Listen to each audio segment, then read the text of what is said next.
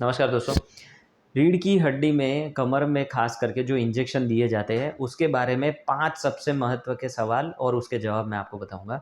सबसे पहला तो किसी भी मरीज़ को हम जब भी बोलते हैं कि आपको अभी ऑपरेशन की ज़रूरत है या कोई और प्रोसीजर की ज़रूरत है, तो उनका सबसे पहला सवाल यही होता है कि सर क्या इंजेक्शन से ये ठीक नहीं हो सकता है? हमें इंजेक्शन दे दो और ठीक कर दो।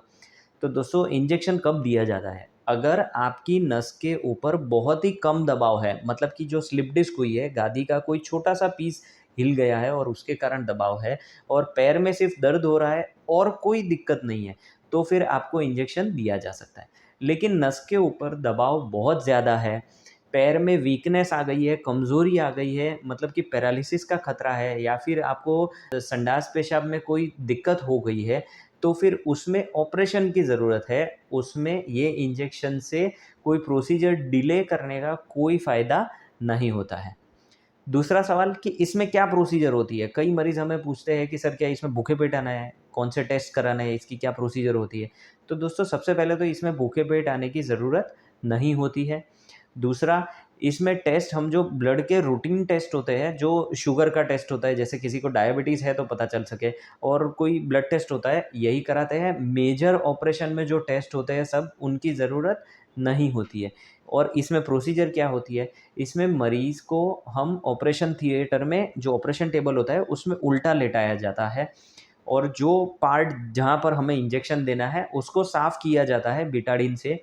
उसके बाद में जहाँ पर भी इंजेक्शन देना है उसको सुन्न किया जाता है वो जगह को, कि वहाँ से हम नीडल डालें तो कोई भी दर्द ना हो। हम जब भी नीडल डालते हैं और उसकी पोज़ीशन हम एक्स-रे मशीन, जो हमारा एक्स-रे मशीन होता है ऑपरेशन थिएटर में, उसमें कन्फ़र्म होती है, तो वहाँ से हम दवाई देते हैं। ये सिर्फ़ 15 से 20 मिनट का प्रोसीजर होता है और उसके बाद में मरीज़ चल के वापस जा सकता है। तीसरा सवाल कि क्या ये इंजेक्शन बार-बार दे सकते हैं? दोस्तों, अगर आपको ऐसा बताया गया है कि आपको 3 हफ़्ते या 6 हफ़्ते बाद वापस से इंजेक्शन लेना है और ऐसे 3-4 इंजेक्शन रिपीट करने हैं, तो दोस्तों हमने हमारी प्रैक्टिस में देखा है कि अगर आपको फ़र्क पड़ रहा है, तो वो पहले ही इंजेक्शन में फ़र्क पड़ता है।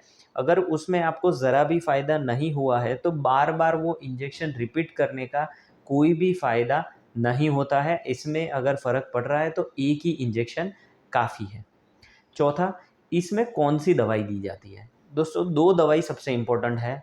पहला, लोकल एनेस्थेटिक, कि हम जो लोकल एनेस्थेटिक में यूज़ करते हैं, वो दवाई दी जाती है जिससे नस थोड़ी-सी सुन्न हो सके और मरीज़ का दर्द जा सके। और दूसरा, इसमें स्टेरॉइड मिक्स किया जाता है।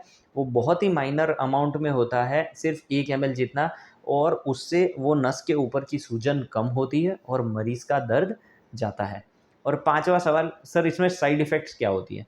दोस्तों, अगर ये इंजेक्शन कोई एक्सपर्ट स्पाइन स्पेशलिस्ट, कि जिनको वहाँ की एनाटॉमी भी पता है और एक्सपीरियंस है, उनके द्वारा ये इंजेक्शन दिया जाता है, तो इसकी कोई भी साइड इफ़ेक्ट्स नहीं होती है। कई मरीज़ पूछते हैं, सर स्टेरॉइड देंगे तो कितनी बड़ी साइड इफ़ेक्ट्स होगी?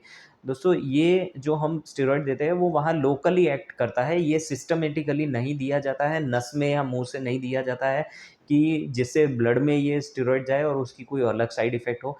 ये लोकली दिया जाता है और ये बहुत ही सेफ़ इंजेक्शन है। धन्यवाद।